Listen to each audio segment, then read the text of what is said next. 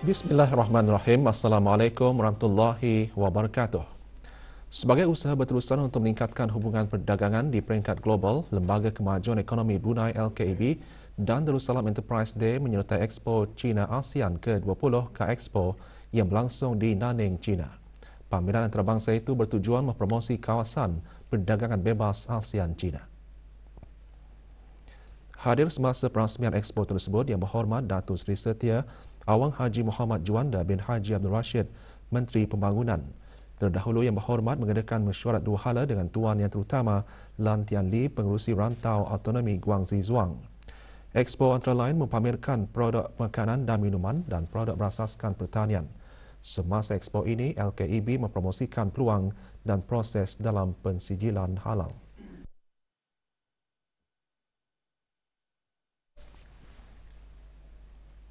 Majlis Mesyuarat Negara menghadiri persidangan global ahli-ahli Parlimen Muda ke-9 yang dianjurkan bersama Dewan Kebangsaan Kesatuan Parlimen Antarabangsa Vietnam di Hanoi. Dengan tema peranan belia dalam melaksanakan matlamat pembangunan mampan melalui transformasi digital dan inovasi, persidangan membincangkan kemajuan dan kepentingan teknologi dan inovasi yang semakin mencabar. Platform tersebut juga memperkasa golongan muda khususnya untuk menggalakkan lagi transformasi digital, inovasi serta nilai budaya dalam pembangunan mampan. Lebih 300 ahli parlimen terdiri daripada 75 buah negara serta organisasi serantau dan antarabangsa menghadiri persidangan tersebut. Majlis Mesyuarat Negara diwakili oleh Yang Berhormat Dayang Chong Chin Yi dan Yang Berhormat Pengiran Haji Isa bin Pengiran Haji Aliuddin. Selaras dengan tema persidangan, Yang Berhormat Dayang Chong Chin Yi antara lain menekankan komitmen dan dedikasi negara yang tinggi dalam mempromosikan inovasi dan syarikat-syarikat startup serta memajukan transformasi digital. Sementara itu, Yang Berhormat Pengiran Haji Isa bin Pengiran Haji Aliuddin pula menggariskan tumpuan negara kepada pemerkasaan belia sebagai ejen perubahan untuk mencapai matlamat pembangunan mampan SDG melalui pelbagai cara seperti mengadakan sesi dialog bagi mempromosikan peranan belia-belia dalam mencapai matlamat tersebut.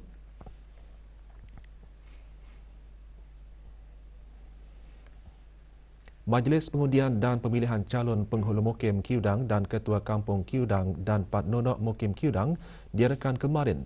Majlis berlangsung di Dewan Sekolah Rendah Kiudang, Daerah Tutong. Antara yang hadir Berhormat Awang Abdul Aziz bin Haji Hamdan, Ahli Majlis Mesyuarat Negara dan Awangku Arif Anwar bin Pengiran Haji Ahmad, Pemangku Pegawai Daerah Tutong. 4 calon yang layak bagi mengisikan jawatan Penghulu Mukim Kiudang dan seorang calon bagi mengisikan jawatan Ketua Kampung Kiudang dan Pat Nunok. Keputusan Majlis Pengundian dan Pemilihan ini akan dihadapkan ke Lembaga Perjawatan, Disiplin dan Tata Tertib Penghulu Mukim dan Ketua Kampung Kementerian Hal Ehwal Dalam Negeri bagi proses selanjutnya.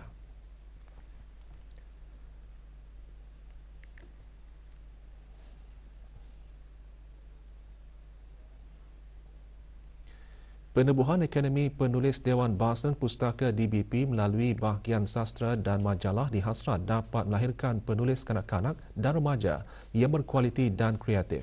Akademi diadakan di DBP Berakas. Akademi Penulis DBP diadakan setiap hari Ahad 4 kali sebulan selama 4 semester. Kelas dibukakan untuk kanak-kanak dan remaja berumur antara 8 hingga 17 tahun. Para peserta diberikan pendedahan pada aspek-aspek penulisan seperti struktur penulisan dan penggunaan bahasa yang progresif.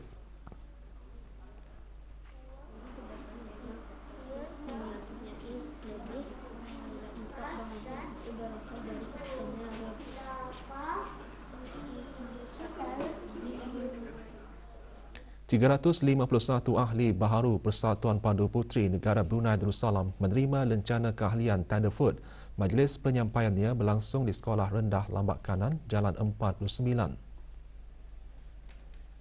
Penyampaiannya disempurnakan oleh Datin Peduka Haja Zahara binti Haji Idris dan Datin Haja Masni binti Haji Muhammad Ali, naib-naib yang dipertua sepanjang hayat Persatuan Pandu Puteri Negara Brunei Darussalam. Ahli-ahli baharu terdiri daripada pemimpin dewasa, pemimpin muda, Pandu Puteri Ranger, Pandu Puteri dan Pandu Puteri Tunas. Lencana keahlian adalah syarat utama bagi membolehkan ahli persatuan untuk menyertai kegiatan Persatuan Pandu Puteri Brunei Darussalam dan kegiatan yang dianjurkan oleh Persatuan Pandu Puteri dan Pengangkat Puteri sedunia.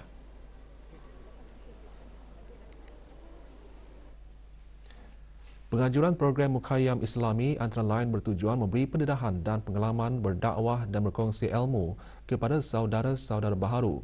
Dianjurkan oleh Kolej Universiti Perguruan Agama Sri Begawan KPSB dengan kerjasama bahagian unit dakwah daerah Belait. Program 2 hari berakhir di Balai Ibadat Kampung Merangking, daerah Belait. Program disertai lebih 40 orang terdiri daripada mahasiswa dan mahasiswi serta alumni KPSB. Antara pengisian program termasuk bimbingan sembahyang, klinik Al-Fatihah, aktiviti kemasyarakatan dan aktiviti kreativiti. Menerusi program seumpama juga dapat memberi pengalaman dan kemahiran pada peserta yang berminat dalam bidang dakwah.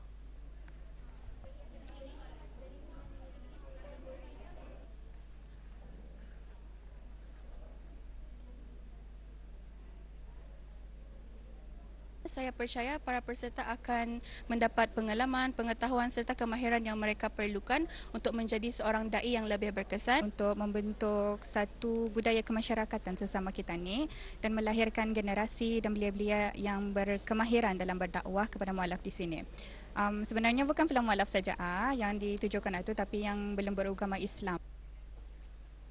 Jabatan Pertanian dan Agri Makanan Kementerian Sumber Utama dan Pelancongan mengadakan acara penilaian cita rasa nasi bagi pelbagai varieti. Penganjuran acara bertujuan mendapatkan maklum balas penerima nasi yang dikaji oleh Jabatan Pertanian dan Agri Makanan. Acara diadakan di Taman Haji Semuda Omar Ali Saifuddin di Ibu Negara.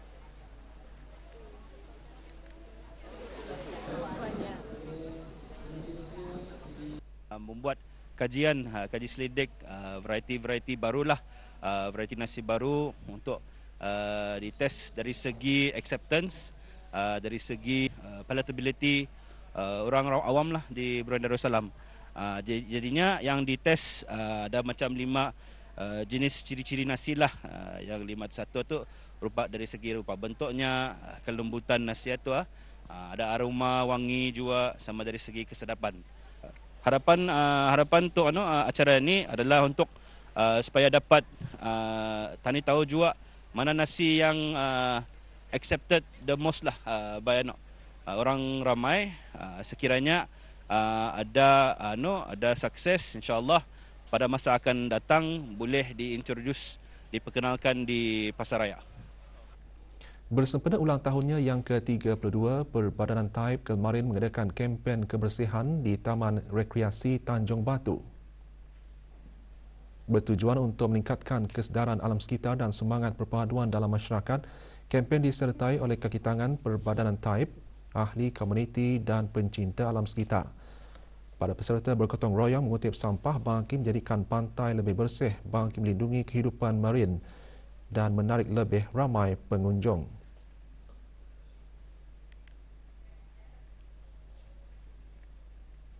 Laporan Wawasan Brunei 2035 mengongsikan perkembangan pelaksanaan dan pencapaian Wawasan Brunei 2035 bagi tempoh tahun 2015 hingga 2022.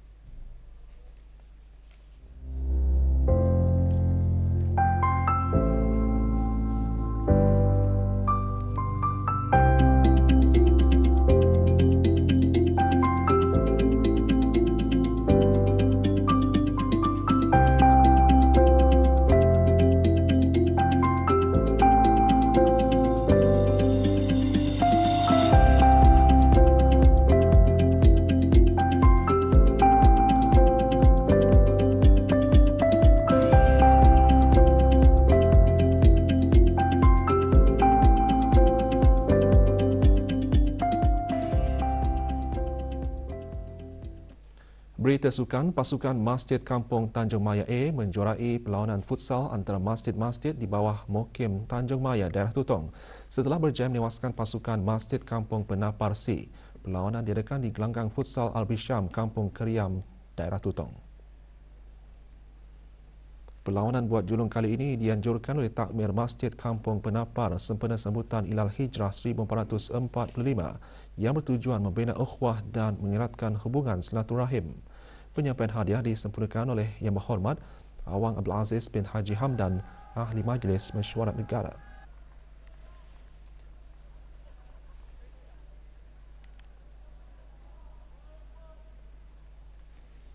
Lebih 90 atlet muda menyertai program klinik sukan The Big Camp Project yang diadakan di Kompleks Sukan Mumong, daerah Belait. Program bertujuan menyediakan atlet muda dengan pengalaman sukan yang komprehensif dan dinamik. Hadirin berhormat Awang Haji Muhammad Saleh bin Haji Osman, Ahli Majlis Mesyuarat Negara. Sebanyak 10 acara sukan disenaraikan dalam Big Camp ini. Dalam program pertama, sukan badminton, renang dan tenis dikendalikan bagi membantu para peserta meningkatkan kemahiran dan keyakinan serta membina semangat berpasukan. Projek tersebut dihasratkan dapat memupuk pembangunan kemahiran, kerja berpasukan dan cintakan sukan dalam kalangan peserta daerah Belait yang berumur 8 hingga 11 tahun.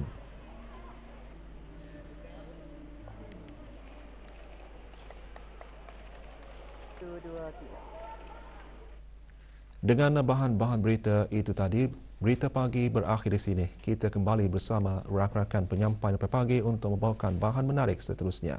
Assalamualaikum warahmatullahi wabarakatuh.